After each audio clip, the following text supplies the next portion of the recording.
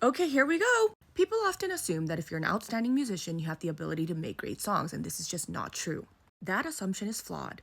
Technical proficiency and songwriting brilliance, they live in the same ecosystem, but they're two different things, two different organisms. When you're an outstanding musician, that means you develop fluency in the language of music.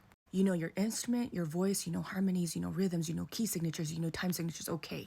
That is a strong foundation, but it's not enough for a song to transcend.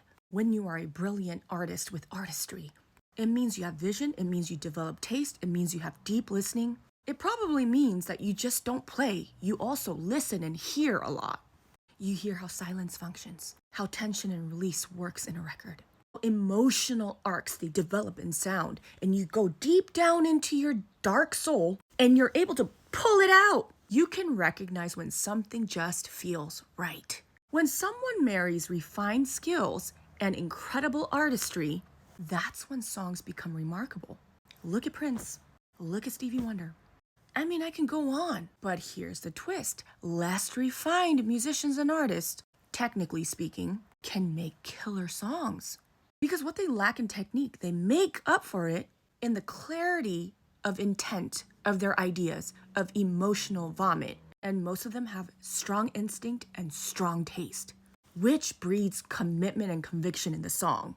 Here's the next twist. It doesn't happen by accident. See, if you're purely focused on technical skill, your songs might be impressive, okay? But emotionally, does the song really stick? But if you're focused just on the artistry side and you completely ignore the technical side, the problem with this is, can you do it again? You don't have the tools to clarify and define what you just did. So this is what I think is a sweet spot. You have two sides, right? You have your technique and you have your artistry. On one side, it's over here in your brain.